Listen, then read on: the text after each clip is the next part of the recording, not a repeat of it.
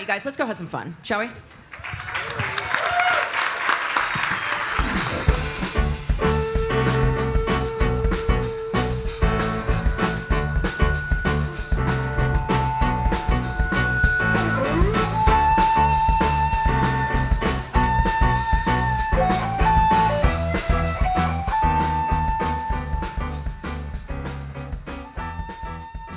Okay, real quick, I want to shift to the why. I like to start with why. Obviously, we're here for one of the most important topics. I've been wanting to do this since the beginning, but we had to find the right time because we needed to coalesce the right people. And, you know, I have to say, not only did we do our discussion panel, but we can only fit so many chairs up here, and there's so many more stories that need to be told. So we augmented the format of our Marquee event to include a new component, a fireside chat. And so we have additional veterans here tonight to share stories. And I just want to highlight the importance of these stories because I think the stories are the things that are actually going to make policies change and you know, obviously minds change. So hopefully we can take these stories and share them to people that hold power and influence and let them know that the status quo is not serving us anymore and it's time to change. So, off the soapbox, but I'm getting right back on it because I want to start with a quote from Ronald Reagan. He said, "Veterans know better than anyone else the price of freedom, for they've suffered the scars of war. We can offer them no better tribute than to protect what they have won for us." And so keep in mind that word freedom and what they were protecting. That's interesting. So that was 1983. If you back up just a couple of months, October of 82, he declared a war on drugs again. By the way, that was a Nixon thing. Illicit drugs as a threat to U.S. national security. So we're going to try to hold this cognitive dissonance for a minute, but that all happened. And so this meant that we had, obviously, drugs, the access to these drugs is being reinforced to the black market because they're Schedule 1, right? All of these drugs are Schedule 1. Which means, for those of you who don't know what Schedule 1 means, let's just refresh our vernacular. It's high risk of abuse and no medical use. It's very interesting. So we're saying that access to psilocybin, MDMA, LSD, 5-MeO-DMT, mescaline, DMT, Ibogaine, they're all reinforced to the black market. So what about the legal market? What about the legal options? You know, if these are not options according to our, you know, powers that be, what about the price of freedom and what about suffering the scars of war, as Reagan quoted? Well, the legal freedoms oftentimes when you're talking to veterans, and one of the themes that I found interviewing all of these people as we start to coalesce the amazing humans that you're going to meet tonight, they basically said, we got alcohol and painkillers. That's the option we're given. SSRIs, sleeping pills. Every single one of those has a very high risk of abuse. So that's, again, something to note, given our Schedule 1. But these psychedelic therapies, these are tangible freedoms for veterans. By the way, low risk of abuse and very high medical use. So contradictory to Schedule 1. So, no better tribute to veterans than to deschedule and legalize psychedelics. Right, Reagan? So, I say it's time to reinstall this lost freedom. And tonight, again, we are going to hear stories from people to tell you why, to illustrate even further why that is important. So, I'm excited to introduce them in just a moment. But first, we're going to shift gears a minute. We're going to have cake later because it's our 1-year birthday. We're going to have cake because cake. I mean, come on. I have to say that, 55 events in a year. 55. If you want to visualize that, take a look. That's what 55 events in a year looks like. And counting. So, next week's Wednesday night is sold out. So sorry, none of you can come. Unless you're a member. Members can come. But yeah, we have some amazing people scheduled for this next period of time. And I just want to reinforce, we do have different levels of memberships, including online. So we have a whole new online community. And you can go in there and see the filmed and edited content. So like tonight, it's getting filmed and edited. We'll have that on the platform in a couple weeks. For all of our members around the world who couldn't be here in rainy Santa Barbara tonight. So back to the program. Thank you for acknowledging our 1-year birthday. We're gonna have cake again. Just want to plant the seed and manage expectations. We'll have food first, 7:45 dinner, and for those of you counting and checking your watches and your hungry stomachs. But I want to, in a moment, introduce Susannah Rose Stokes and Michael Higgs, aka Punky. They're going to be up here first for our fireside chat. They're going to lead things off. After that, we're going to show a very brief clip, an Ibogaine testimonial. Really powerful. It was sent to us by a nonprofit called The Mission Within. They deal with veterans and they help with psychedelic treatments. They're inside our conference room. If you want to go talk to Mission Within, they're here. They have representatives. And Martine Polanco on the discussion panel also is a representative of The Mission Within. So very cool that they put this clip together for us. And then, of course, we'll go into the panel. So that's our run of show. That's what you guys have to look forward to. I'm going to get down here and introduce... sorry, we also have live music at 8 o'clock. Okay, fine. Personal aside, for those of you who know me, my church, my cult is the band Fish. If you don't know me, now you know how to start. Now you know how to actually have me listen to you if you want my attention. Talk to you. Go learn some set lists or something. And anyways, we have an incredible Fish cover band, a tribute band here tonight called The Great Divide. I am honored to have them. They sound amazing. The sound check, I was getting so excited. I sent texts of the sound check to our many Fish pods out there. So I'm excited. And thank you to all of you. Thanks to everyone for being here on a rainy winter night. I appreciate you showing up. This is our 5th Marquee event and definitely not our last. So without further ado, I want to bring up Susannah Rose Stokes and Michael Higgs. Punky, come on up. Kat, it is so nice to see you in human form, in 3D. I'm just like, ooh. That's one of the cool things about, and also challenging parts of our world today, is the focus on virtual. And I really love that we're here live today, in person with everyone, especially after all of the isolation that we've been in. We're going to talk a lot about the community aspect of these medicines and how they bring people together, as we see. So, hi. How are you? Oh, a little chilly, and I'm doing great. Tell us something about yourself. Oh, tell us something about it myself. Well, I am Susannah Rose Stokes, as Kat so kindly mentioned, and I run an organization called Metamorphosis Ventures, and we have a ministry called House of Embodied Metamorphosis that is an entheogenic church, a 508c1a, that allows us to serve this medicine, our beautiful sacred medicines, as sacrament within the United States. And I was a Marine Corps officer, went to the Naval Academy, and then I was an air defense control officer in Afghanistan. And yeah, learned a lot about war, and we're going to talk about that tonight.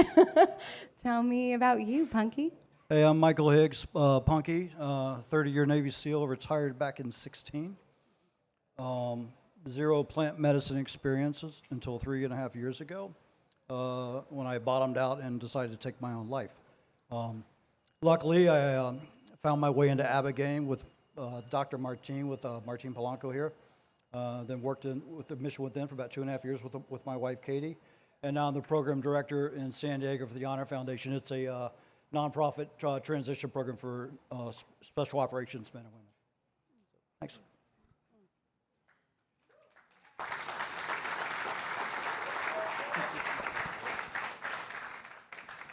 I'm a little bit pinching myself, considering that I am on stage with you, because the respect is so deep, and I would really love, because I now know more about your story, and I'd love for you to share with this community. Tell us a little bit about your military career, what you did. Yeah, so broken family coming in. I feel like most military people are. Susannah and I were talking about this, the island of misfit toys. But the military somehow gives you a place to thrive and kind of recorrect all those things. I came back from Iraq in 2015. It's my 7th deployment over there. Retired a year after that, and I thought I was good. I was solid. But in the years preceding that, my wife became an addict. She got wrapped up in the Oxycontin opioid crisis. Lost custody of our daughter, became homeless. My oldest daughter also got wrapped up in opioids at the exact same time, addicted to Oxycontin. And then she just passed away this past August with fentanyl. But during that time, I was like going back and forth from Iraq and coming home and dealing with 2 addicts in the house, custody battles and all this other madness. And then for some reason, everything started to implode upon me. I was having cog issues. I was having anger issues. I was drinking myself silly. I was on more meds than any human should ever be on that the VA likes to give you because they prescribed a symptom. And for some reason, I ended up bottoming out. But my military time was great. I loved it. I did 10 years pre-war, no combat at all. And then the last 20, playing around in the sandbox. But came out unscathed and thought I was good until I wasn't. So, just about yours. Yeah. I think we really do kind of embody this like yin and yang of the experiences because from the outside looking in, my experience, even my own self, I thought everything was fine. And, joining the Marine Corps, going to Afghanistan twice, being a woman in the military, I was a victim advocate for survivors of sexual assault, and so I was fielding cases of all the people who had been assaulted, myself being assaulted, and then witnessing the death and destruction around me. I went through a whole process of spiritual just nihilism, I would say, that lost my faith, which was a really powerful part of my journey as a child. And then I was like, is there even a God? Like, what is this? But all of that was so internal. And from the outside, everyone was like, oh, this girl's got her shit together. She's doing great. There's no visible trauma. And yet I was screaming inside, and it caused me to get a divorce, to go through a deep period of depression that caused me to want to, kill myself as well and go through suicidal ideations. And that all led me to psychedelics, which we'll share a little bit more about. So what was it in what was that moment of trauma for you that really led to you seeking this kind of healing? Yeah, it was interesting because you and I were speaking. A buddy that I recruited into the SEAL teams got out, became a firefighter, and ended up having a traumatic break. And dealing with him and piecing together stories and all sorts of stuff, for some reason talking to him started to bring up all my own stuff. And next thing you know, I was having flashbacks like there's no tomorrow, stuff that I didn't even think existed. I thought flashbacks were just a thing, right? And they weren't. And it raged out of control. Luckily for me, I was trying to get him into the mission. Within, I had called Martine. I'm like, hey man, does your medicine work with my friend with this stuff? With no intentions of ever going to get help for myself. And then my friend showed up at my door at the same time I'm about to blow my brain out. He's banging on my door, and I'm like, well, do I do it now or do I wait for him to leave? But either way, I'm doing this. But I didn't. And I went downstairs and opened the door, and he was there, and he goes, hey, I got accepted the mission within. I was like, good for you. He goes, but I'm not going if you don't go. I'm like, well, I'll go down and hold your hand. With zero intention of ever going through the medicine. But that wasn't the deal we made. So I ended up going down, went through treatment with Martine and his staff, and all I can say is I got my life back tenfold.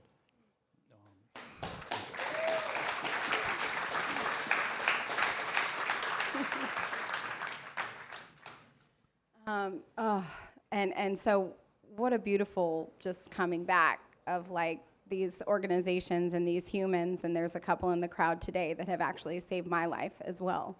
And my journey of coming out of the military and then trying to integrate into the corporate world, I got this amazing job at Facebook. I was literally from the outside in, you're looking at me and you're like, she's got it. Like, she is nailing it. And I was screaming inside and crying myself to sleep every night, and eventually went through a period of disillusionment where I would just walk around almost like a shell. I imagine you've experienced something like that, of just looking around and being like, what am I even doing here? Why? And I, being in the Bay Area, was then introduced to psychedelics, which honestly, a lot of my process was self-driven until a dear soul who's in the crowd today served me bufo and knocked me for a loop for a minute. And then that process was a process of piecing myself together, of realizing that I was in abusive relationships, of realizing that I did not have any kind of direction in my life, even though I totally thought I did. So that led me to the process of healing myself through them. And I'd be curious now, like, what we were talking about in terms of the arc of this, what we both noticed was that we went through a period of healing our trauma, and then we went through an activation. And what was that activation for you, Punky? The big activation for me was, and you and I spoke about this, was finally forgiving myself, right? And I'd done a lot of medicine work since Ibogaine, and every journey I had was trauma-driven. And I was like forgiving people, but I hadn't even scratched the surface of connecting with myself and forgiving myself. And once that happened, everything changed. And it was when it happened, it was like, oh, that's it? That's all I have to do, is just love me again. And it was really beautiful. And then it's just skyrocketed forward after that, because once I could love myself, then I could love other humans, right? Yeah. How about yours? Yeah, I began to get pelvic, I was going through a huge pelvic recalibration and basically got UTIs for a whole year, and was in severe pain and had kidney stones and all those fun things that were built up in the trauma of the sexual trauma that I'd had in my body. And I was recreationally working with LSD one day, and I decided to meditate on the top of a mountain, because who doesn't want to do that with some LSD, and had a spiritual awakening where what I can only describe as the universe or God came down and described exactly why I am perfect, and why every single person in my lineage and my DNA made me who I am, and that all the pain was worth it, and all of the witnessing of those people dying and war and things were what I needed to see in order to be here today and do what I'm doing, which is being a healer. And that led me into the healing work that I do. And when you started to activate and you started to forgive yourself, what allowed you to then, or what caused you to want to become a facilitator? Because that's another level, right? What was that? When it started, it was actually by accident. As all things in life, right? At the Mission Within, we always have a veteran. So there's a therapist coach, and then there's always a veteran coach there as well. And I told Martine, I'll drive the truck. I'll come down and wash dishes. I don't care, whatever you need. From that and just being in the container and just watching, and this is my community, so most of the population coming through were SEALs. So I knew these guys, or there were women from my community as well. So just being in the container and just watching these people heal, as I had, was like, I need to be in this. This is where I'm supposed to be. And it was a big shift. And you and I spoke about, I got into the space a little too early. I went from being a complete non-empath to a complete cracked open empath, to where I felt everything moving. That was a lot to work with and play and learn how to get grounded and protect my own space. And then realize that I can't save everybody. It's their journey, it's not mine. But it's beautiful just to see people come in broken or at the end of their rung, right? And then walk out the door with complete hope in their eyes and in their life again. And it happens that quick. But it happened because they wanted it. Yeah. And I feel like us veterans, we tend to like go full force the moment that we have a realization. We're like, onward! And we do the thing as fast and as intensely as possible. And that process of sensitizing can be incredibly painful as you shed the walls of the numbness that you built up to protect yourself, to protect myself. And my activation really was driven a lot by my dear sister, who was diagnosed with borderline personality disorder and was actively attempting suicide. And every time she would take a bottle of pills and drink a bottle of wine to try to kill herself, she'd call me right after and ask, what do I do now? And I'd be like, at first I was like, oh shit. And then I learned very quickly how to help her, purge that out of her system. But what I realized was through her process and my own process being mirrored back to me through her was that there are so many souls out there who deeply need, myself included, this kind of deep cleansing healing, completion healing is what we call it, on all layers of the body system. And so I did have an opportunity to help her, and she is no longer seeking to harm herself today, which was really powerful.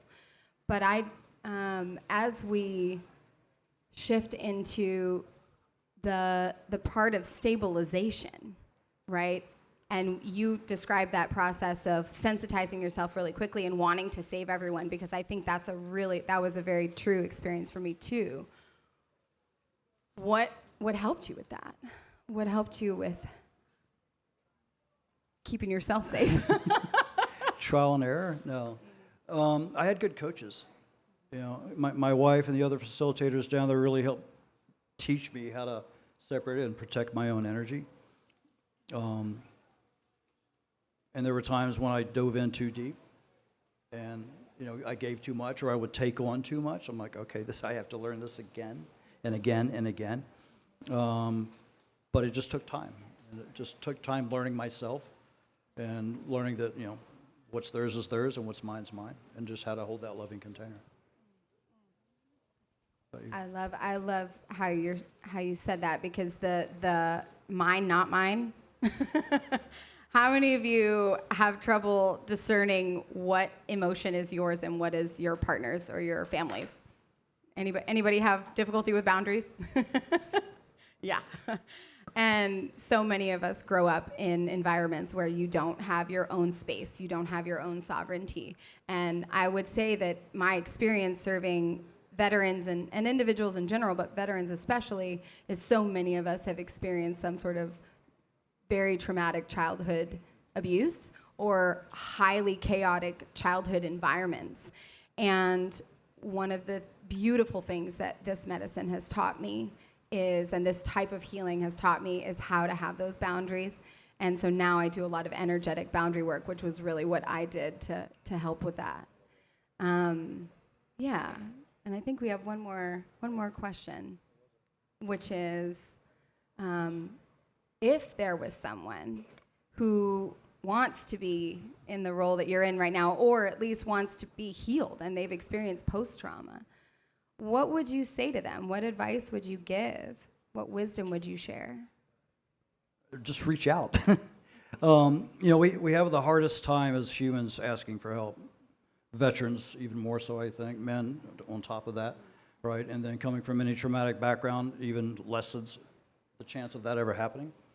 But reach out. There's so many freaking great organizations out here working in the medicine space. 5 years ago, I would have no clue.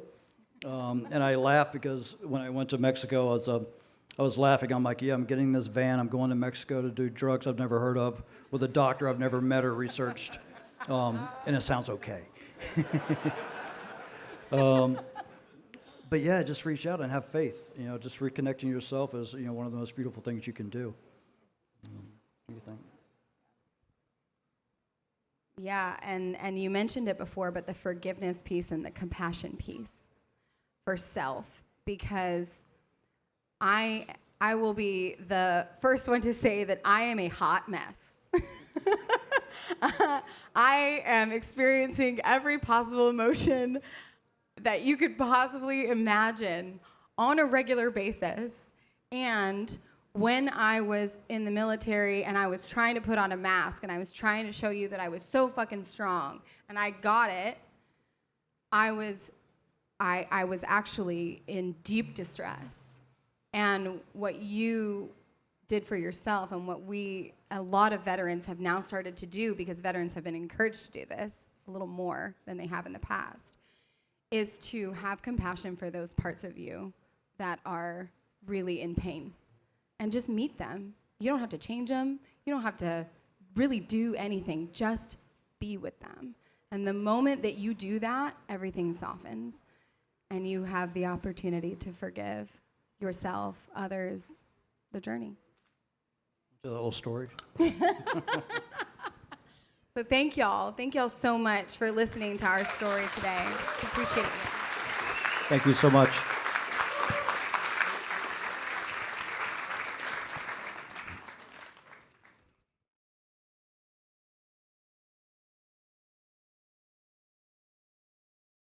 For me, the Ibogaine experience was absolutely amazing.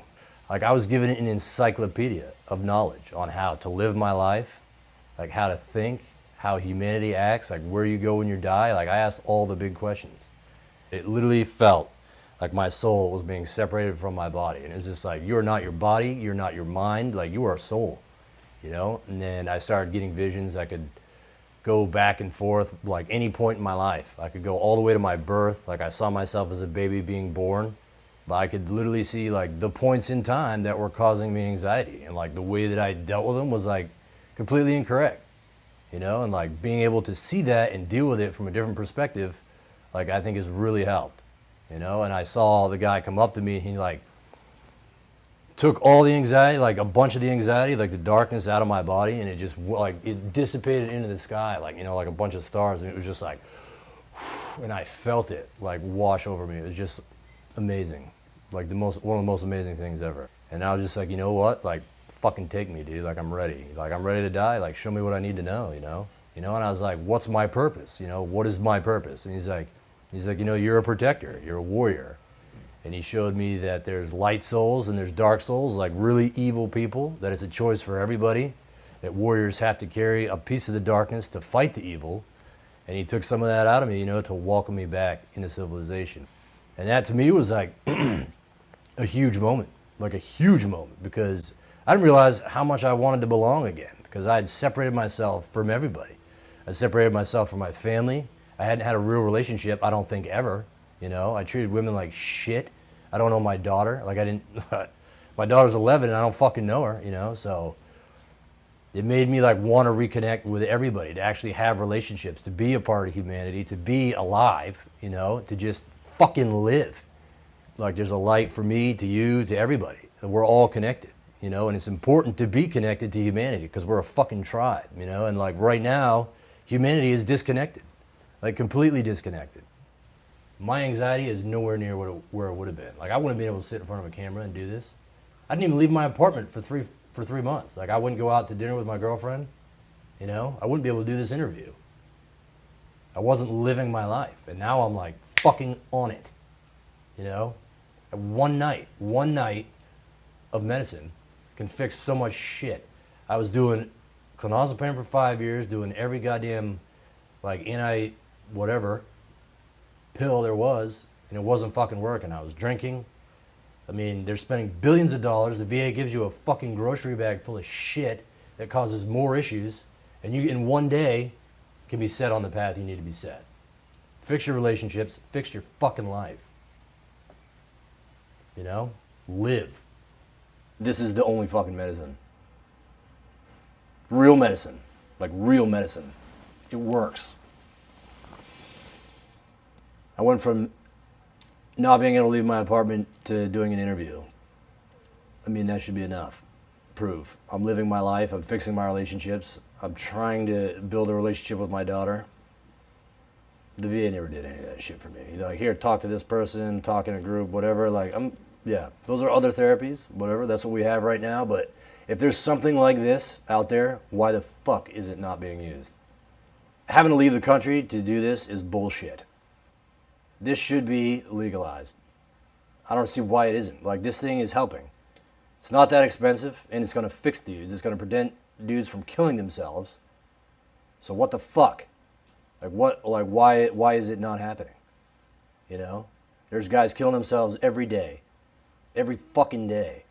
And in 8 hours, we can show them something else.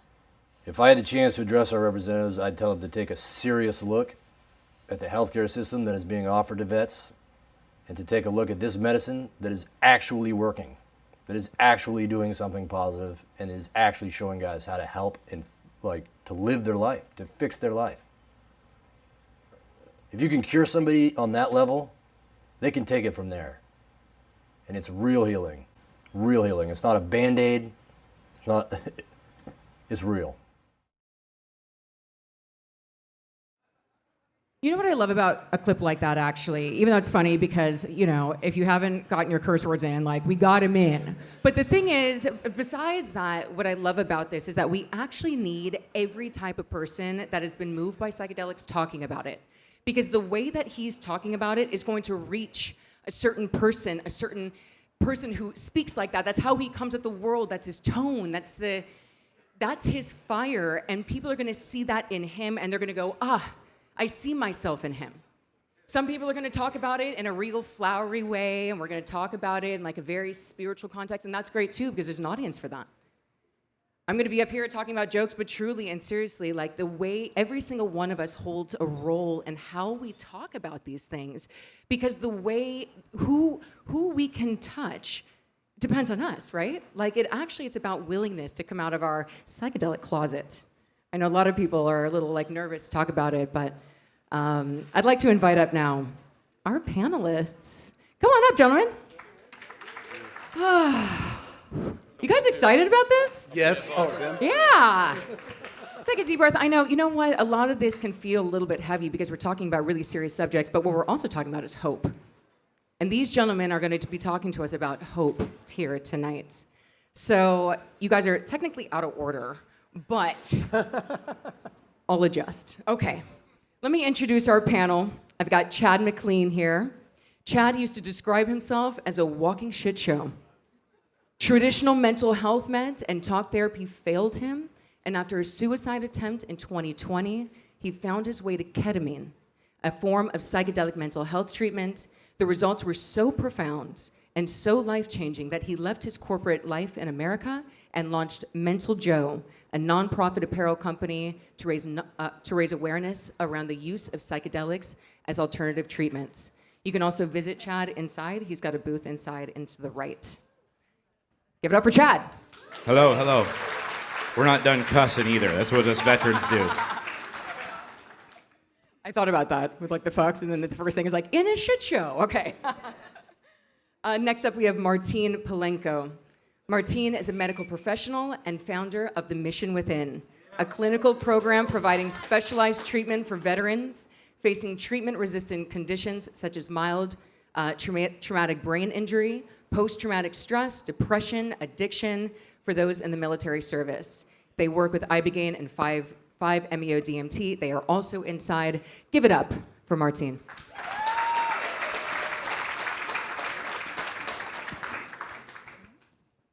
Next up, Terry Blevins. Terry is a former police officer and now the CEO of the Cannabis Security Company in Los Angeles. He's also a police reforming expert and serves on an executive board for LEAP, known as Law Enforcement Action Partnership. As a speaker and advocate for drug policy and criminal justice reform, he's passionate about reducing harm reduction through drug policy reform. Terry, thank you so much for being here. Give it up. Last but certainly not least, we have Diego Ugalde. Diego is a retired Navy SEAL turned CEO, author, speaker, and psychedelic integration coach. As the CEO and founder of the Trident approach, he coaches and trains executives, athletes, mental health practitioners, and veterans on elite level personnel and team development, utilizing the best of what he learned during his time with the SEALs. His teams are He focuses on deep insights from psychedelic use. And I personally know Diego very well, and he's a wonderful human being. Diego, welcome. Thank you. All right, like Jacob mentioned, I think understanding why is one of the most important things that we can really come to this conversation with. Why psychedelics? How has it changed your life? Why are you here tonight? I'd let this question be for all of you because I feel like that's the best way for us to, beyond a bio, how we really understand who you are and why you're here today. Start with you, Chad. Yeah, so Chad McLean with Mental Joe. Kind of like a lot of other veterans, pill popping, alcohol, just trial and error of just complete dipshit, low life, treating people badly, right? You had something to prove. For me, I almost took my life 3.5 years ago, held on to a lot of resentment, held on to a lot of anger from childhood trauma. My dad was an abusive alcoholic, and through almost taking my life 3.5 years ago, impatient, and I kind of told my wife, I don't care what it is, but there's got to be a change. I don't care if it's petrified dog shit. I will eat it. I need a solution. I need to move forward. And so in lieu of that, she found ketamine. And so ketamine was my catalyst into this space. And so what we try to do with Mental Joe is we create kind of fun designs to kind of talk about this space and elicit conversations. And as we become a profitable company, we want to write checks to Mission Within to cover costs and things of therapies for people that don't have the money to go through these. So that is Chad McLean in the short. Love it, and that's my Thank why. you. Thank you. Martine? So Martin Polanco, I'm a medical doctor. I grew up in Mexico, and as a teenager, I was exposed to psychedelics pretty early because my dad was a hippie. So I saw the value in these experiences, and then I had a close family member going through addiction, so I was trying to help her, and Ibogaine is the medicine that helped her, so I decided to dedicate my life to make it more available. I was supposed to become an eye surgeon, but I switched careers to work on mental health, and it's been a really incredible journey, especially when we started working with veterans, because they've been able to change policy, change the narrative around these substances, and really accelerate the acceptance and the wider use of these sacred medicines. Awesome. Thank you so much. Terry, your why? Well, like you mentioned, I former local and federal law enforcement officer, spent an entire life abusing my body and my mind by exposing myself to things. I was a homicide detective and a child crimes detective. Then I was in Iraq and Afghanistan, injured in Iraq. Just a lifetime of witnessing trauma. And again, I was sort of the same as I've heard others say. I didn't know that anything was wrong with me. But one of the things that happened with me was I started using marijuana, cannabis, for pain after my injury in Iraq, and it really opened my mind to understand. First of all, I realized that my government had lied to me, that cannabis does have, I know, it's hard to believe, cannabis does actually have medicinal use, and it really changed my perspective on things. That was when I joined LEAP. And all of you, just a shameless plug for LEAP. It's a nonprofit organization. Some of you have probably heard of it. It's a national organization, really the only organization of its kind made up of police officers and prosecutors and other criminal justice professionals who advocate for reform. They get it. They're the ones that are saying, hey, we need to change things. We need to do things differently. But what we're doing now is we're really looking at not only should psychedelics as part of all drugs should be legal, but we're a little jealous of these veterans, to be honest with you. They've had a lot of success on these psychedelics, and we're kind of behind the game a little bit. So what we're really wanting to do is we understand that police officers who have experienced trauma and violence in their careers are more likely to perpetrate that violence on the public. And what happens a lot of times is police officers just get thrown away like garbage because they start having these issues. And we want to try to find ways to, not to mention the fact that we have a shortage of police officers right now. So we need to try to heal the ones that we've got and be sure that, and we owe it to them. We ask them to face this trauma and we owe them, an opportunity to heal themselves. So I think it's like our veteran on the video. I think it's about time that we try to provide some kind of mental health treatment for our police officers, and I think that psychedelics are the answer. Awesome. Thank you so much.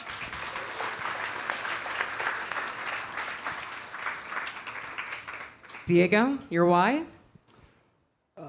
I never knew about psychedelics being used as a mental health component until I met Martine. Before that, to me, it was like all music festivals and Disneyland, that kind of thing. But when he invited me down and I saw that he was like, and I saw like people's lives being like saved right out from under my nose, I was like, what is this? And then hearing people like Dr. Stanislav Grof say, hey, I learned more in 4 hours of psychedelic medicine use than I have in 20 years of psychotherapy, there seemed to be something to it. Something I'm really grateful for in the military really in history has always been the guinea pigs for everything. It's like where a lot of tech is used and developed and kind of come to understand and that type of thing. And that's where physician's assistants come from. That came from Vietnam and using those types of, those levels of medical operational stuff. And now seeing this, I see like the more effort and the more time and the more influence that's focused on the military, all that means is that's eventually going to be, as far as I can tell, what spills over in the community, and it's going to be better for the country and the world really in that way. So by focusing in the military is not avoiding other people, it's so that other people can benefit, like we have. This kind of seems how it always has happened that way. Thank you, guys. So I think, yeah, let's give it up. I think we should start broad here. Is psychedelics new to everyone? Or is like, raise your hand if this is like brand new for you. This concept for psychedelics for PTSD, for instance.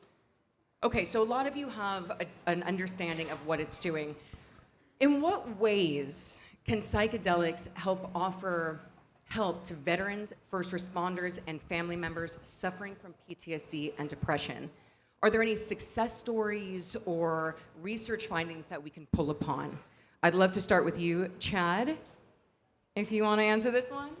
Yeah, I mean, I'll defer to Martine on the research stuff. I mean, a lot of these retreats and stuff really have this stuff kind of dialed in, and they're doing brain scans and things of that nature when people are going through and doing blood work and things of that nature. So that's really kind of their specialty there. If you want to talk about success stories, you can look at 4 of them sitting up here along with Punky and Susannah, who were up here previously, plus everybody else in the audience that have experienced these for themselves, right? So I think that I like to say, like, proof is in the pudding. You know, like I said, 3.5 years ago, I was almost 60 pounds heavier than I am now. I'm completely off of all pharmaceuticals, and I look at family members that kind of begrudge us, and I say, hey, if you don't see this, I fucking can't help you out. Like, so there's plenty of success stories. There's enough research that, kind of like Terry said, it's time to turn on the faucet with this shit.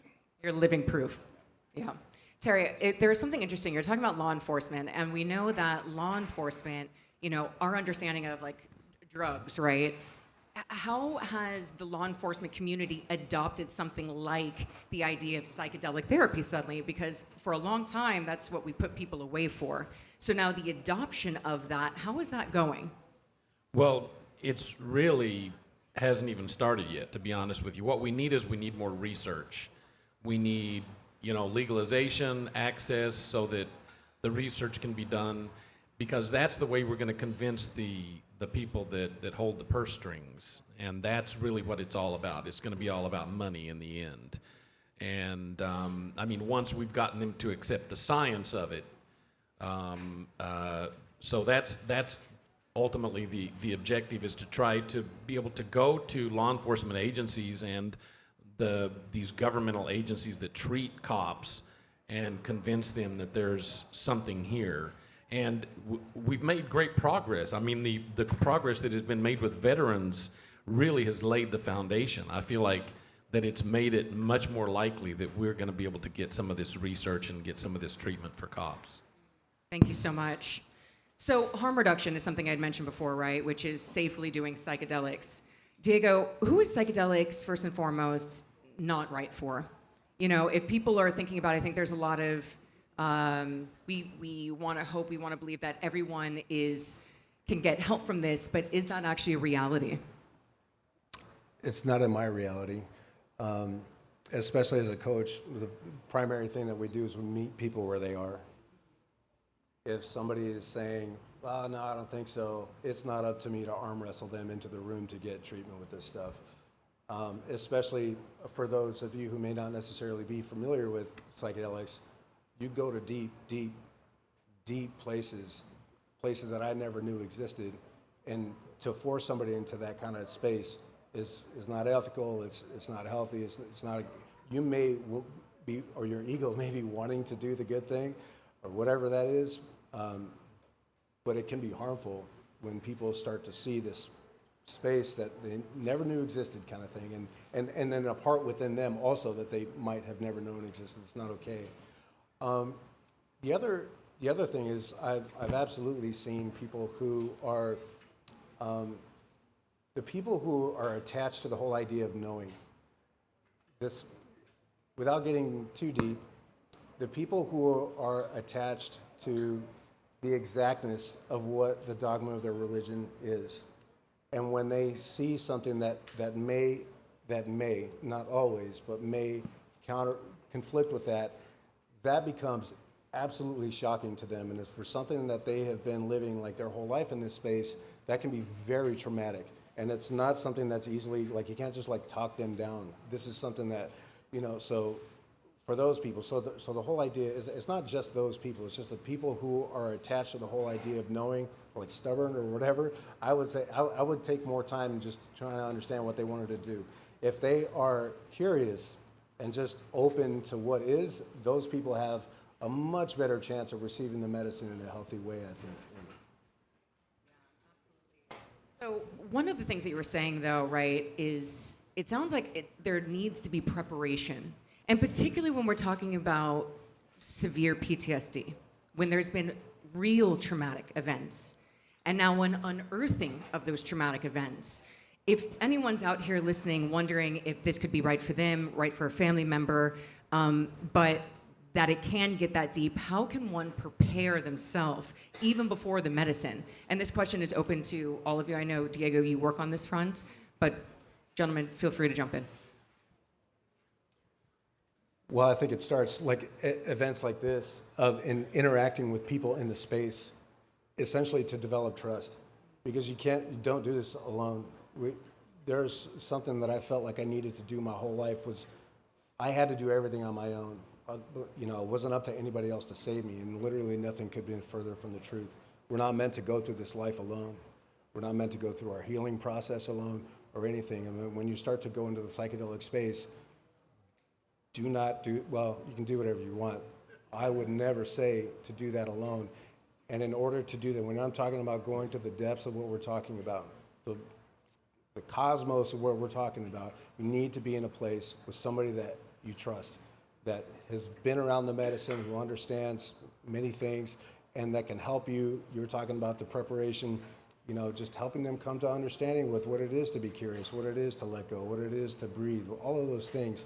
Don't do that on your own, especially because when you're in it, there's no going back, and it can be hard. So you need to be in a loving, supporting place with somebody you trust, first and foremost.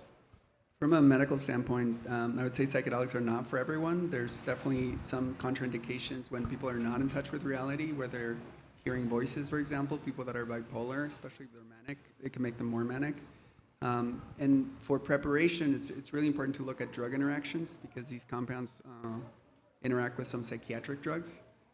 The medicine that we work with, Ibogaine, has a lot of drug interactions, and it also has some cardiovascular risks. So there's additional screening that needs to be performed, and also continuous medical monitoring. So it's definitely a process and has to be done with a lot of care.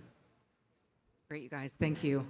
Integration is something I'm sure everybody's familiar with that word, right? That's what we do after a psychedelic experience. Now, it sounds like you can have a truly profound experience like Punky experienced and how you experienced, but it just kind of cracks your whole world open. And then you have to put yourself kind of back together through this process. What can veterans actually, these are people that have discipline. This is, how can they apply their discipline, their gifts actually even to their own healing in the aftermath of an experience like this? I did not go the norm route. I did not have integration. I kind of went at this myself. I went through probably 5 or 6 different ketamine clinics in Phoenix. And now that I'm on the other side of it, now I can kind of realize why I went through those processes, kind of a guinea pig, if you will, for others so they can dodge those, those bullets or those bad ketamine clinics. But for me, it was after the psychedelic experience, whether it was MDMA, whether it was, a ketamine session, hiking was like integration for me. Going to the gym was integration for me. So I think it's different for every individual. And I got wrapped around the woo-woo of it, right? Like, I gotta do breath work, I gotta do meditation. And then I sit there, I'm like, fuck, I'm not good at any of this. And so the gym was my way to integrate. I would smoke cannabis once or twice heavily during the week, and I would go into the gym, and that's where I started connecting the dots from a past trip, if you will. So each one was different, but a lot of the integration I kind of did on my own. I don't guarantee or want anyone to go that route. There's plenty of coaches and people out there now, but into the storm, like the shirt that Diego has on, just get after it and go figure it out. So Mental Joe, right here. There is something about, ultimately the psychedelic, it's so personal to every single person, and finding what works for you is truly a unique journey. I would love for breathwork not to be woo-woo, because it's quite literally just breathing, right? Like I would, let's hope we can get to a place where that's not a strange concept to just deep breathe, But I get it, I know. For people like breathwork, I'm whatever. Anyway, I'd like to talk about the scope of trauma, because you guys touched on it, which is, it's not just about the trauma on the job, right, Terry? It's not just about trauma that happens, from what we're seeing. It's not just in combat. There's childhood trauma, there's relationship trauma, there's just being a human being, life trauma. How do we integrate that and think about that when we are bringing people into the fold? How do we look at that holistically and figure out what's the right treatment for you? How do we prepare you, and how do we integrate this for you? This can be for Terry. Thank you. Well, one of the things that I've noticed with a lot of my compatriots is that they have what I feel like are stacked traumas. They have traumas from, we all experience traumas throughout life. And then, unfortunately, what happens sometimes is you experience more trauma because of the way that you were treated. A good friend of mine, ex-NYPD detective, was injured in a meth house explosion, ironically enough. The fire chief standing next to him was killed. My friend almost died, a lot of injuries, horrible PTSD. He was on a complete cocktail of meds, and he ended up going through this treatment, and it completely changed his life. He said it saved his life. He was suicidal. He's off all the meds now. He's a very similar story that you've heard from the veterans, and he was probably the case that I know that was just the furthest gone and least likely to find any relief, and he's just a completely different person now.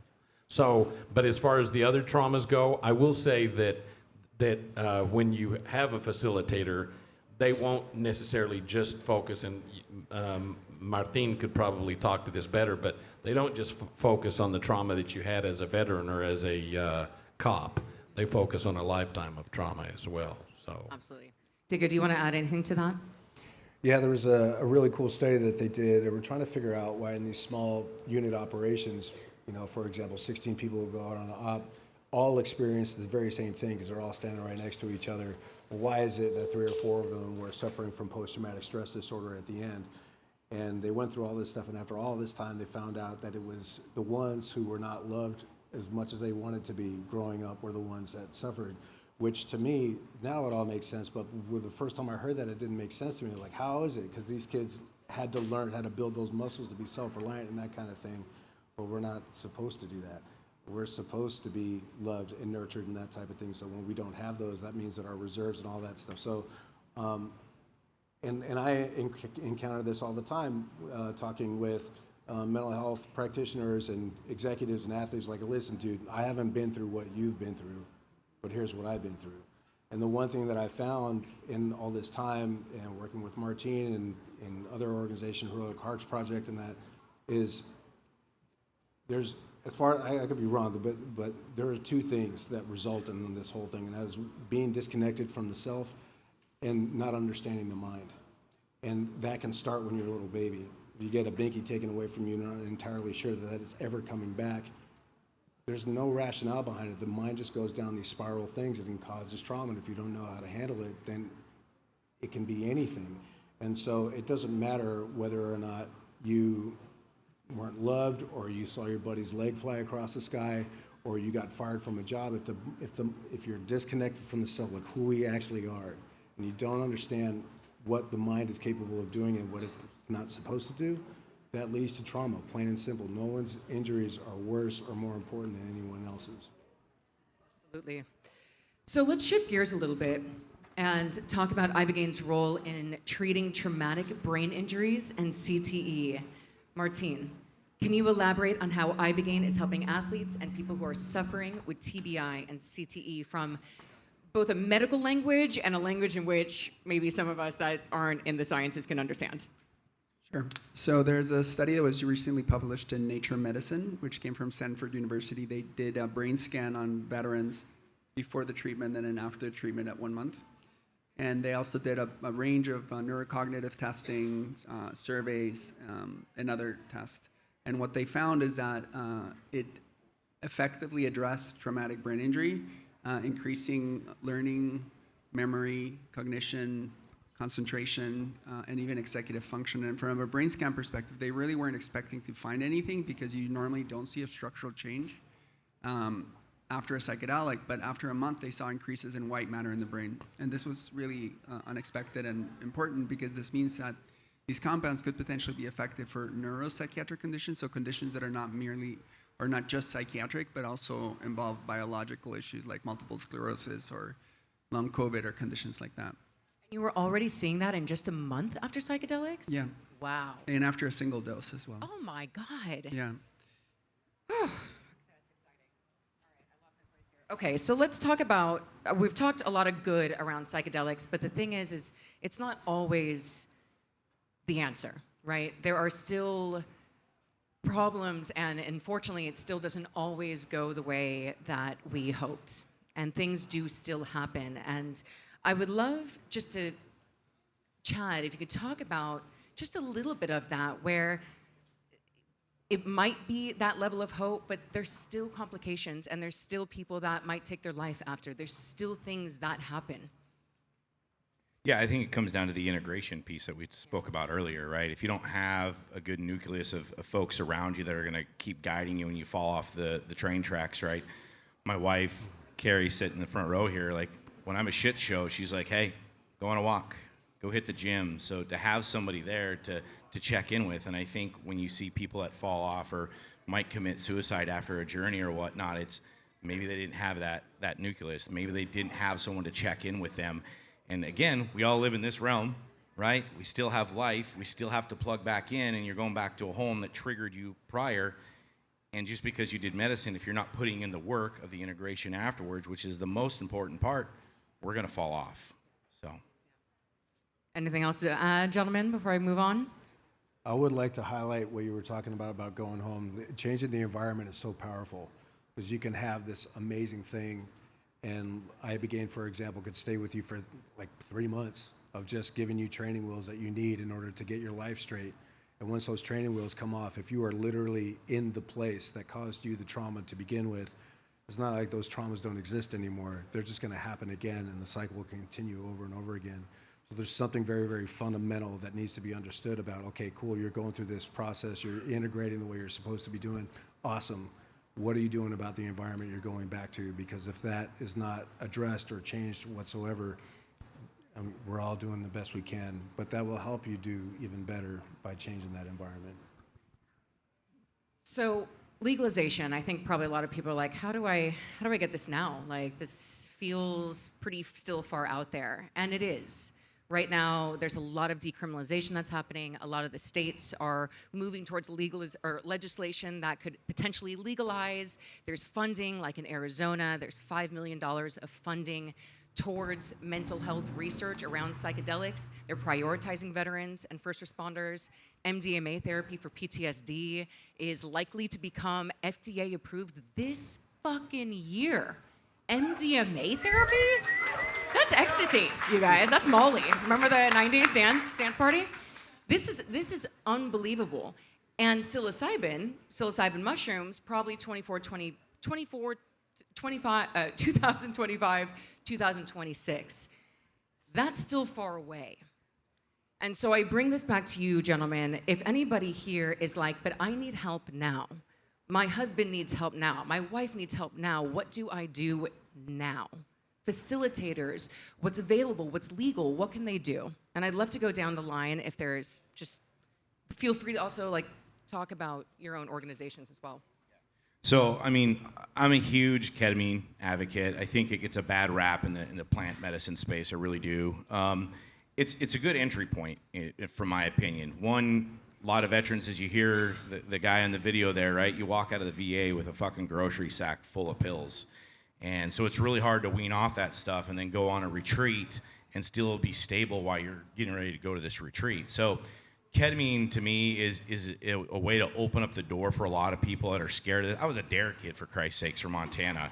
So I was definitely scared of this stuff. So, like I said, ketamine I think is a huge catalyst to help people out on this. And then we on our website, so Mental Joe Apparel on our website, because I'm just the average Joe. I didn't know where to go. I didn't know anything about retreats or foundations or where to look. And so on our website, we have a whole resource tab that's dedicated towards podcasts and articles and retreats and foundations that veterans and first responders go to, and your average Joes. It's because I didn't know where to go to look for this stuff. So instead of, hey, buy a shirt, but we're going to educate you at the same time. So Wonderful. Martine? I would second that. Ketamine is the psychedelic that's legal now, and that's available almost in every city. For referrals to like mushroom practitioners, it's a little bit more delicate because it's still illegal, but these are more kind of one-on-one conversations. Terry? Unfortunately, because of our profession, the likelihood that it's even further down the line. But what has happened with some of the cops that got treatment is they went abroad, either to Mexico or Costa Rica, in order to go through the treatment. And unfortunately, that's the only options that we really have as far as law enforcement goes. So. Come on, Terry, you know some people. We know you know. Yeah, I know some people. Yeah, they might, yeah, they. Some of them are in this building. Diego? A long time ago, when I used to be on social media, this Facebook thing would come and like put a tick mark next to everything that you've done. And every single time I'm able to put my tick mark next to all of it, except for having gone to jail. So I've got a mission, right? I'm gonna go to jail, and I don't care what I have to do to get there. But I'm kidding, sort of, not really. But anyway, to answer this question, my broham, Christian, Gray in the back, and myself, we just started Psych Curious, which is for people who need this now and who want to get into early stages of psychedelic exploration in a safe and loving and supportive way. And so we're taking the preparation to the nth degree. We're preparing them well beforehand. We're sitting there with them in a loving, supporting way during, and then we've got a healthy integration program afterwards. Again, this is over preparing them for smaller doses, but it also prepares them for going for larger doses if they need to. Coming from the veteran community that I come from, I can't tell you how many times I've heard of active duty guys who are coming out of combat right now. So I can't get any help because I'm active duty. I don't care about that. I genuinely don't. Like, the worst thing that happens to me, I'll go to jail. Believe me, I've been in worse places in my life. So whatever. So if people need it now, we are an option. Our website should be ready tomorrow or something. But anyway, and also in the back, we just published a book. So if you want to have a private conversation or a conversation with myself after this, I'll be in the back. I'll be in the back with the books, and we can talk about this more. But it matters. That's what matters. A couple of days of no freedom for myself doesn't, whatever, who cares? So anyway, yeah. Thank you, guys. We're coming to the close of the questions, and then we're going to open it up to audience questions. But I'd love to just go down the line. Last words that you just want to share with everyone about psychedelics, a personal story, any inspiration or like hope, really. Yeah, I think you see a lot of hope up here on the panel in previous, right? Again, for me, something that just kind of came true recently is I had an intermuscular ketamine session roughly about a month and a half ago, and it was on a rocket ship. It's completely different than drip. But through that experience, my littlest son came to me in that and just kind of said, "I'm waiting on you, Dad."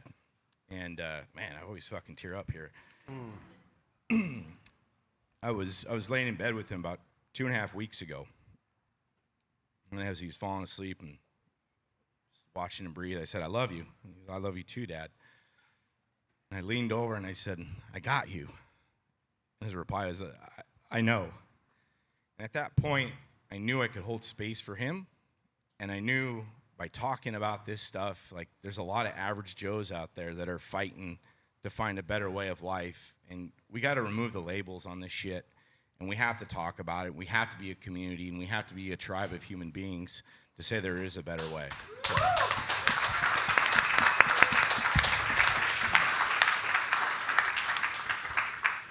Even though this is a very hopeful and exciting time for psychedelics, I think it's important that we don't lose sight that this is psychedelic. It's just a therapy. It's not just a psychedelics. Like, it's a therapy that's associated with it. And as a lot of for-profit, like large for-profit companies move into the space, they're going to try to cut costs by cutting the therapy. So it's just be mindful of that.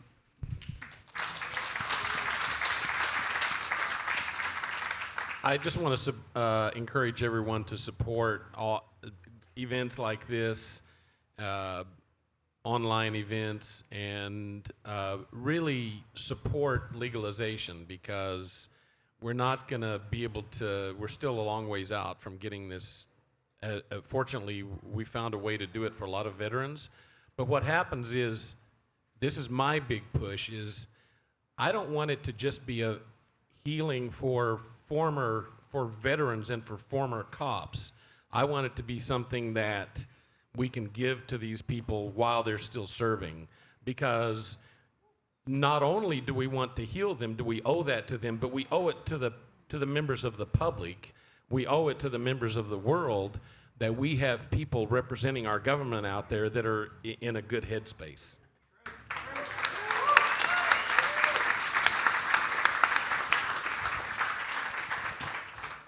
I think one of the things that I'm most hopeful for is that it's just not psychedelics that create this.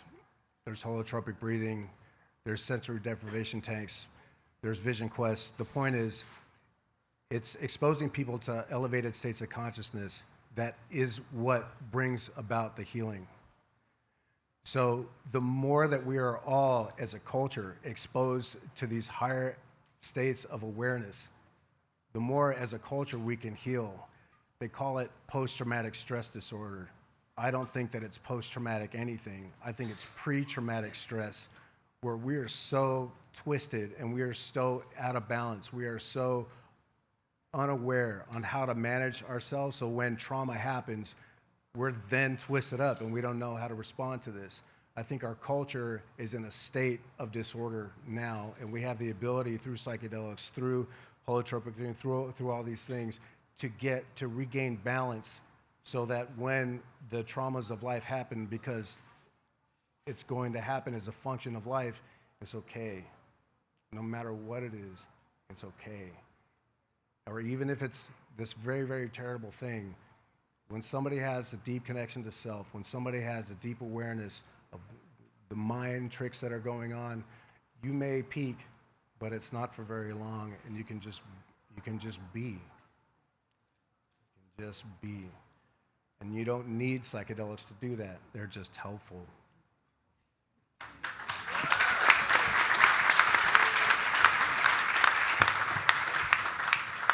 We'd like to open it up for some audience questions. Anybody have a burning question that you want to ask any of these gentlemen?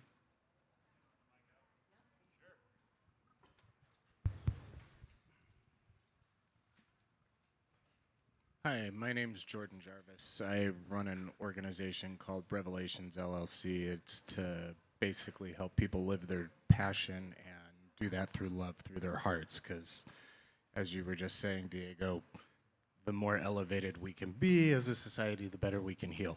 So earlier we were discussing that approaching psychedelics isn't necessarily appropriate for everybody and that it can be an extremely intense experience.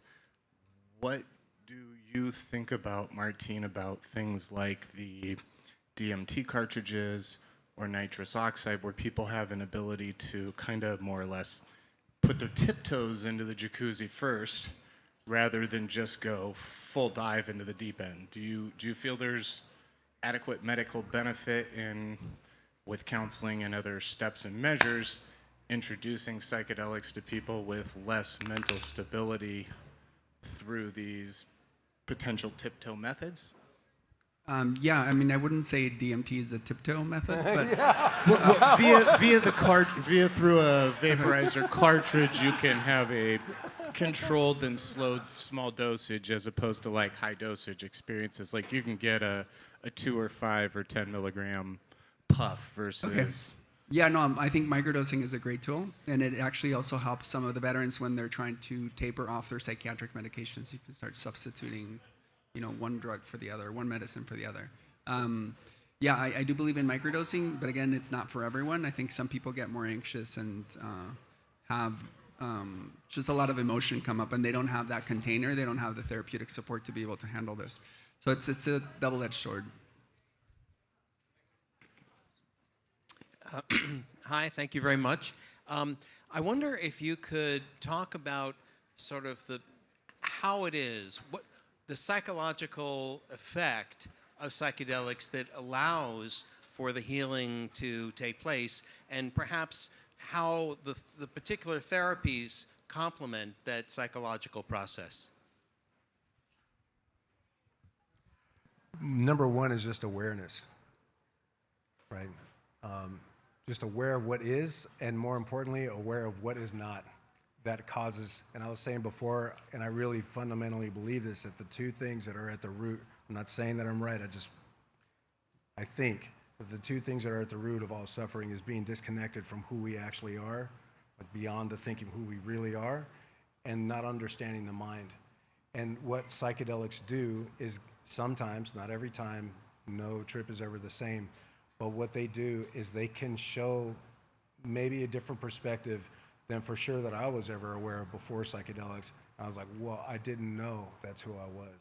I didn't even know that I had an ego. I didn't until Ibogaine's like, here it is, dude. And I'm like, oh man. And then I spent years trying to work with that. That's how they bring about the healing. I'm not talking about integration yet. I'm not talking about coaching or talk therapy yet. They bring out the healing simply through awareness of what is, and then also awareness of maybe what is not, that I used to always cling to as being truth. And then for sure, these are not standalone. We talked about it before. Say it a million times. The integration is 1 billion times as important as the medicine itself. And helping to make sense of these things that don't always make sense in the midst of these experiences. For sure, those are ways that psychedelics are actually responsible for these things, yeah. I've heard some of my cop and veteran friends say that it was more of an experience, almost like a light switched on for them, and that it literally was, their brain was reset. They said, and somehow that the traumas weren't the same as painful as they were before. So I don't know the science behind that, but it's anecdotal, but I've talked to quite a few that say that that's sort of was their experience.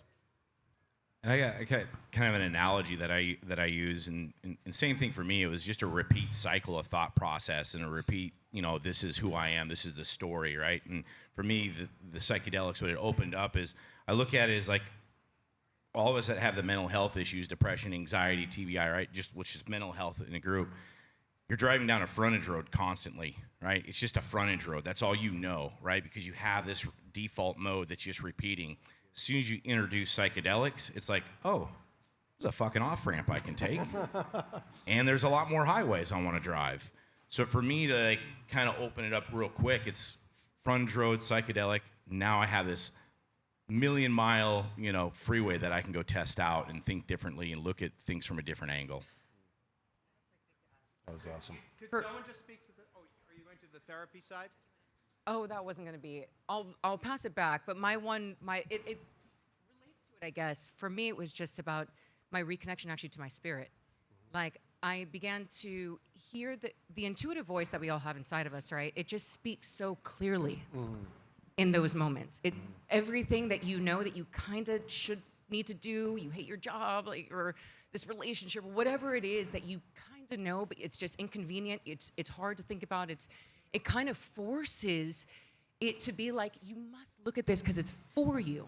It's for you. And so I feel like I can't speak from the therapy side, but once it becomes so like, please don't ignore this because it's your own spirit speaking to you. At least that's the way that it comes through me. Do any of you guys have anything to relate specifically to the therapy side, like he's asking? Well, I'm not a psychologist or a psychiatrist, but from the felt experience of Ibogaine, which is a medicine that we work with, it allows the person to gain perspective, but also to revisit experiences that were traumatic, but without emotional pain. So there's an objectiveness to them, and it's almost like you're floating in the room, seeing what happened to you as a kid, and you're able to see not just what you did and what you experienced, but what the other person was going through. So you realize that they were also traumatized, and there's a unlocking and a forgiveness there that can happen when you understand a little bit more about the kind of the broader context of the situation. I have a question about EMDR therapy. I got here late, and EMDR, from my experience, really comes down to like getting back into that experience versus neurolinguistic programming, where you want to be like here and now and future focused. So how does it relate in that sense, as far as like not taking you back to the trauma?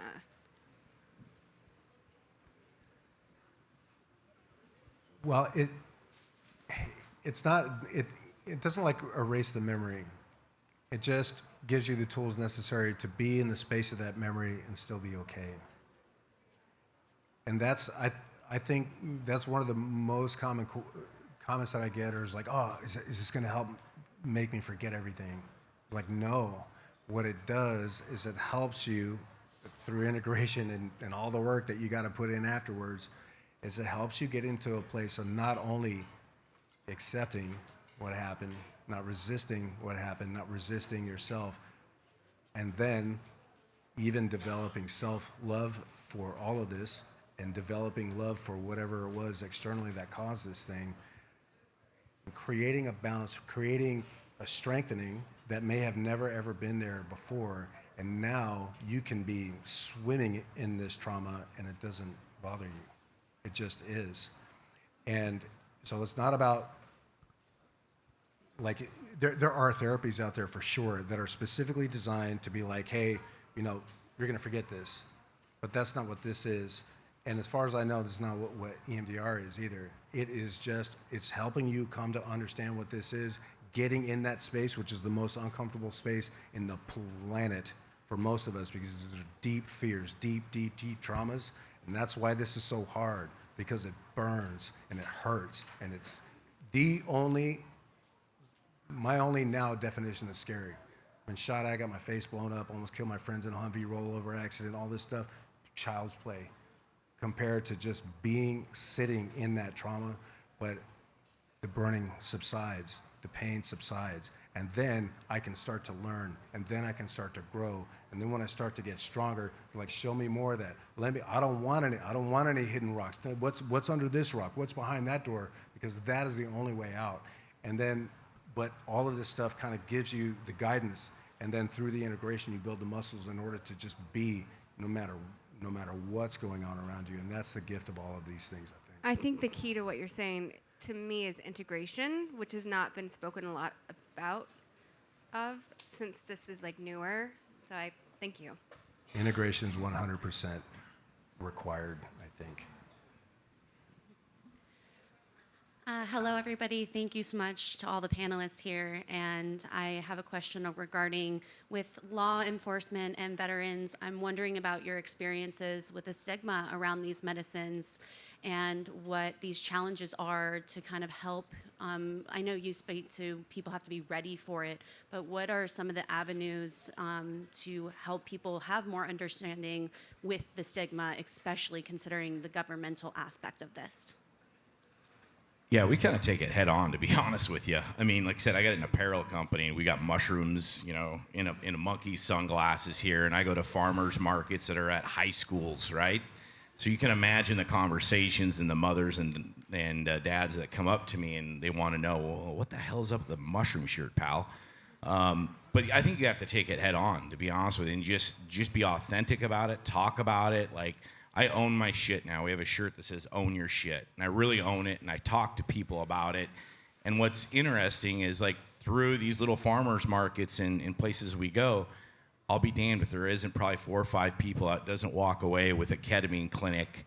That we have 2 ketamine clinics that we partnered with in Phoenix, and so they're walking away with some kind of information to go research, and they're seeing somebody, myself or my wife, that we both talk about, you know, our relationship and how MDMA really saved our marriage and things of that nature.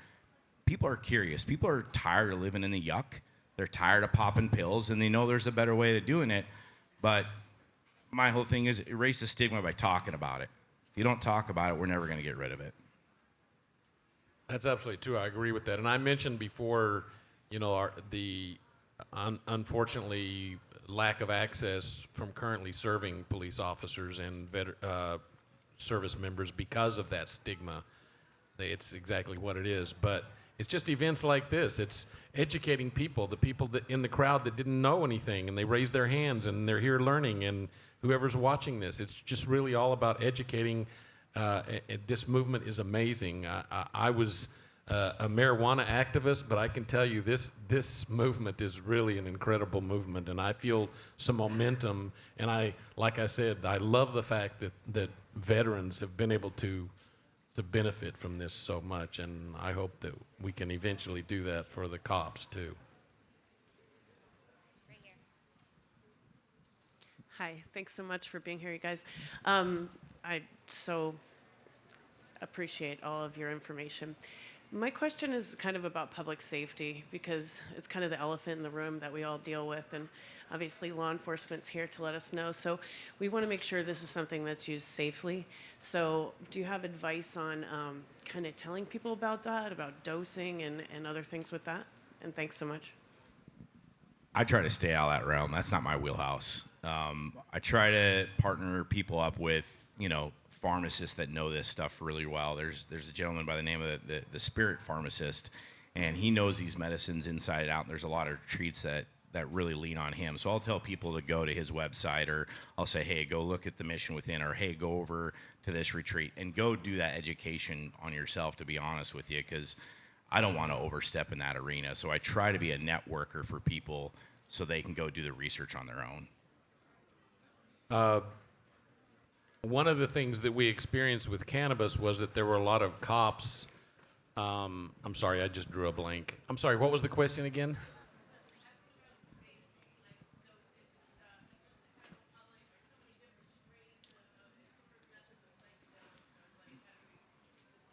So obviously it's still illegal to drive under the influence of any substance. And so it's just really important that people keep that in mind. But one of the interesting things that happened with cannabis was a lot of cops very publicly said, if we legalize cannabis, we're going to have an exorbitant number of people dying due to others who are driving under the influence. And I've been tracking this very closely, because one of my biggest hesitations when I supported cannabis in the beginning was I didn't want to support something that was going to lead to people's injuries and deaths. But what we found is there have been multiple studies that have been done. Some areas there were slight increases, other areas there were decreases. And I proposed the same thing about the psychedelics. I don't believe that it is going to seriously impact public safety, especially considering that we've already seen these numbers from cannabis that they really haven't had that impact. So obviously it's something I thought about and something I still think about, and I want to make sure that we're not endangering people. I spent my life protecting communities, and I don't want to do anything to endanger that, so I'm following it closely, as it sounds like you are as well. So it's something that we need to follow. I think also just adding on to that, just like it kind of goes to both your questions, right? We just need a giant, massive information campaign and a good one around it, around, I think some of the basics, like start with a microdose, start small. Don't send yourself in like you might have done maybe, like back in the day when I was first doing psychedelics, microdose wasn't even a word. We didn't say that. You just got an eighth of mushrooms and you just like did it. Maybe you did the half, and then people never did it again because they did it in college at a bar with their friends, and they're like, well, that didn't go well.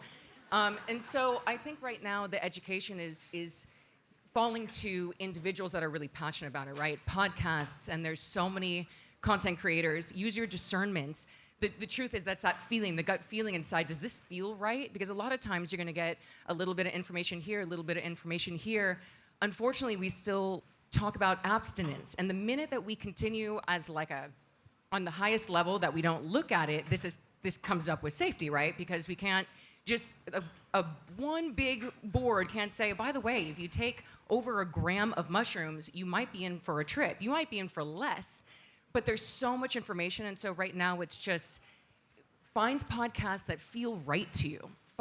There's Psychedelics Today, Third Wave, Trip on This, other psychedelics that are information, MAPS. There are big organizations that are researching this that are actually already putting out how they do their own clinical trials. Like if you're gonna do MDMA, check out what MAP's doing. How are they doing it? What does that process look like? And so, again, it's just like telling as many people as possible, please learn and discover dosage. Start small. Start small, feel it in your body, and then you can always, like you're saying, the jacuzzi, then you can start to move forward as you develop that relationship within yourself. So. Hi, the work that you're doing in the world is breathtakingly beautiful, so deep bow, and I'm so honored to be here. My question is somewhat related to the therapy question, which is there a resource for people who are interested in doing a steady follow-up sessions of integration, where someone who has some clinical psychology training, psychiatry training in the sort of Western field, but also experienced perhaps with the sort of field of psychedelics or spirituality in some sense, and can help, because it seems like it's either I go through my insurance and find a certain kind of doctor who may not have no idea about one thing, or I go to someone who is spiritually advanced and good to talk to, but may not have a sort of grounding about cognitive behavioral therapy or something like that. Is there a resource or inventory of people that I could recommend to other people if they're looking to do more extensive integration processes? You mean like groups of coaches or places to train? So people who consider themselves clinical psychologists who are also spiritually sort of informed with the field of psychedelics. You got two of them right here in the front row that could probably help out quite a bit. I'm just to put my flashlight on them so that everyone can see. There is a group out there, a company awkward. called Being True to You, though, that actually is helping people become coaches in this space. And my wife just got done with the program itself, and we are seeing some gaps where the integration isn't as long, or it doesn't go as long as we would like it to see. And she's got that feedback just going through the Being True to You course. And we know that's a massive piece, but I think we're a little bit more proactive on the psychedelic side to say, okay, this piece is missing. How do we get it there, and how do we elongate that? But I would say you have two folks right here in the middle, and then Diego and others that could probably answer that on a bigger scale. Thank you. One of the things that I'm just happy to add, there's a reason why I spend so much time with mental health conditions, because they have to unlearn so much of what they had to learn in school in order to one of the most common things I hear is, I now know that I'm not doing anything to actually help these people. Once I put them on mental health medication, that's it. I don't know what else to do. So I hear you. That's the common understanding, I think, in our culture. Like, hey, this person needs to be a psychologist, psychiatrist, or whatever in order for me. That's like the starting point. I hear you. That's like our culture. But I also have to tell you that there's so much that comes with these elevated states of consciousness where you start to get in this place like, shoot, man. I mean, like I said before, Stanislav Grof said, I learned more in 4 hours of psychedelic medicine than I did in 20 years of psychotherapy. So if you don't want to, you don't have to use those as metrics as people who can actually help you. The knowing is within you, and the most powerful thing you can do is to find somebody who can help you tap into that knowledge and healing that is within you, for you to find out where you need to go. That's what's most important. And I just got to be honest with you, there's not a lot of psychotherapists and psychologists and that type of thing that are trained, that are even aware of that concept. How do you find somebody who can help you find that is within you, that can help you get out of this? Just to answer that also, so I don't know of anything that's actually like a structure of like this is where they go, because a lot of the therapists that I know that do psychedelic therapy as well, it's their license that they're worried about. 100%. So if they're public about it, they can have their license taken away. And so unfortunately, it's a lot of word of mouth. You can come talk to me after. I know a few that like do that, but that's why there's not going to be a resource right now, is because it would be a threat. But they are practicing real therapists that also do psychedelic therapy, but they're working in the gray, and so they got to be careful. And there's some that are giving up their licenses altogether and becoming coaches, because it's the only way they can fully help people the way they know they need to be helped. That's another thing to be aware of as well. Do we have any other questions? Yes. Yes, hello. We got time for one more. My name's Alton. I wanted to ask all of you, me also being a veteran, PTSD Psychedelics, they're amazing. And thank you guys all for bringing this up. It's amazing. It's amazing work. But what I'd like to ask each and every one of you is PTSD Psychedelics, and how did that merge with you with nature? How do psychedelics merge with human nature? No, just nature, not human nature, nature itself. I'm just going to, that is not nature. Everything that's in existence, oil spills, everything comes from nature. It's all. Psilocybin comes from, everything is from nature. As far as I can tell, I think we're all from the remnants of exploding stars. Like everything we see, it's all nature. And I think that's probably one of the bigger problems that we have, is like this big disconnect between we are this and nature is that. And I think if we can understand that we are all, we just are all, or we're all one, that there is no disconnect, that maybe we can start to find that deep connection that lines everything. And maybe I think even that disconnection is source of suffering and source of pain. But if you can start, and I hope this isn't like this, I don't know what this is, I hope it's okay for you, but there is no disconnect. We just are, and you are me and I am you. Sorry.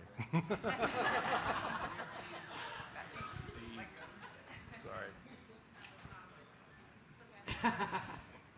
Yeah, that probably was not helpful at all. Can we get a round of applause for our 4 panelists? Thank you, gentlemen, so much. Thank you, thank you, thank you. I'd like just a quick moment for these guys to go down. Where can we find you? I'm not sure, do we have anything? Oh, okay, so if you want specific information about where to find us, over here? Okay, yeah, so if you just want to go down, give people their website, where can they find you on social, all that jazz. Yeah, Chad at OnlyFans. No, it's mentaljoe.com. Made it super simple. Mentaljoe.com. We're on Facebook, Instagram, all those fun social hubs at mentaljoe Apparel. Missionwithin.org. Follow LEAP, www.leap.cc, Law Enforcement Action Partnership. psychcuriousjourney.com, which will be live next week, or you can meet me in the back with my books if you want to. You can meet me there as well. Awesome. And mine is lifewithcatwalsh.com, and chip on this. All right, you guys, let's go have some fun, shall we?